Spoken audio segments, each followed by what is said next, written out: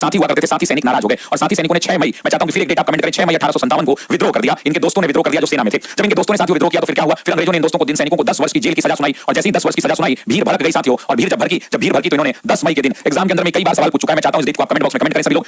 10 मई 1857 को क्रांति फूटा साथियों, और क्रांति मेरठ में फूटा। मेरठ के अंदर में जेल को तोड़ दिया गया और मेरठ से ये जेल दिल्ली की तरफ कूच कर गया। मेरठ से ये कहां चला गया? मेरठ से ये दिल्ली चला गया और दिल्ली के अंदर में साथियों लाल किले को इन्होंने कब्जा कर लिया। लाल किले से अंग्रेजों को खाली करवाया और लाल किले पर पूरी तरह से इन्होंने क्या कर लिया? तो लाल किले पर इन्होंने पूरी तरह से कब्जा कर लिया। और जब लाल किले पर इन्होंने कब्जा किया तो वहां पे एक व्यक्ति थे, एग्जाम में नाम पूछता है कि वो कौन जनरल था जो लाल किले पर था और जिसकी हत्या कर दी गई, तो उसका नाम था जनरल जॉन निकलसन। सभी लोग कमेंट करेंगे जनरल जॉन निकलसन, नाम था जनरल जॉन निकलसन। सभी लोग याद रखेंगे इस नाम को, जनरल जॉन निकलसन साथियों। जनरल जॉन निकलसन हुआ करते थे, यही दिल्ली के लाल किले के प्रभारी थे और इन्हीं की हत्या करने का प्रयास किया गया। हालांकि कुछ किताब लिखता भी है कि हत्या भी कर दिया गया, कुछ लोग कहते हैं कि नहीं भाई उस समय हत्या नहीं हो पाई। उसके बाद साथियों जब इन्होंने कहा, उसके बाद जब इन्होंने वहां पर कब्जा कर लिया और कब्जा करने के बाद वहां की गद्दी पर किसे बैठाया? तो बहादुर शाह जफर को बैठाया। किसको बैठाया? जरा बात करना। तो इस दिल्ली की गद्दी पर, इस दिल्ली के लाल किले पर किसको बैठाया? तो बहादुर शाह द्वितीय को बुलाया या बहादुर शाह जफर को बुलाया। आप जानते हैं कि जफर नाम से शायरी लिखते थे, ये मुगल के अंतिम पुष्य थे और इनको गद्दी पर बैठाया। लेकिन एग्जाम में यहां से दो सवाल पूछता है, बोला ये तो सिंबॉलिक रूप से, लेकिन दिल्ली से शासन किसने किया? तो जनरल बख्त खान। सभी लोग कमेंट बॉक्स में कमेंट करिए जनरल बख्त खान हुआ करते थे और उसी जनरल बख्त खान ने क्या किया? तो दिल्ली की गद्दी चलाया। एग्जाम में एक और सवाल पूछता है, वो पूछता है कि जनरल बख्त खान कहां का हुआ करता था? तो याद रखिएगा जनरल बख्त खान साथियों बरेली का कमांडर हुआ करता था। कहां का हुआ करता था? बरेली का कमांडर।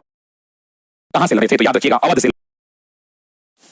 प्रेस एक्ट लागू हुआ किस वायसराय के काल में? वर्नाकुलर प्रेस एक्ट लागू हुआ। आपसे सवाल पूछ रहा है, बहुत ही आसान सा सवाल पूछा है मैंने और सवाल बड़ा सिंपल और सरल है। सवाल बस इतना सा है कि किस वायसराय के कार्यकाल के अंदर में वर्नाकुलर प्रेस एक्ट लागू हुआ? लॉर्ड कर्जन थे, लॉर्ड मॉर्ले थे, लॉर्ड लिप्टन थे, लॉर्ड रिपन थे, उपरोक्त में से कोई नहीं या एक से अधिक। आपको उत्तर बताना है, यहां पर रुका हुआ है, पहले इसको कमेंट को बढ़ा लेते हैं आगे।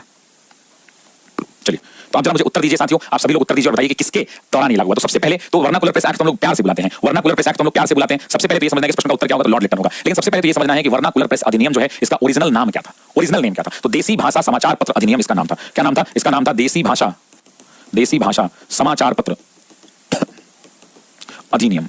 और ये जो अधिनियम है साथियों ये 1878 में आया था। इस अधिनियम के अंदर में क्या था? तो भारत में राष्ट्रवाद की भावना को, भारत में जो राष्ट्रवाद की भावना बढ़ रही थी उस राष्ट्रवाद की भावना को कमजोर करना उद्देश्य था। भारत में बढ़ रही राष्ट्रवाद की भावना को कमजोर करना उद्देश्य था, क्योंकि आप जानते थे कि भारत के लोगों में समाचार पत्र और पत्रिकाओं ने राष्ट्रवाद की भावना को बढ़ाने में बड़ी मदद की। तो यहाँ पे दो सवाल पूछे जाते हैं। इन्होंने क्या किया? इन्होंने प्रतिबंध नहीं लगाया। इन्होंने कहा कि जितने भी रीजनल लैंग्वेज में, क्षेत्रीय भाषाओं में समाचार पत्र छपते हैं, वो जो अपना समाचार पत्र है उसको डीएम साहब के यहाँ जमा करा दें। डीएम साहब उसको पढ़ के अगर अप्रूवल देंगे तो वो छपेगा और अगर अप्रूवल नहीं देंगे तो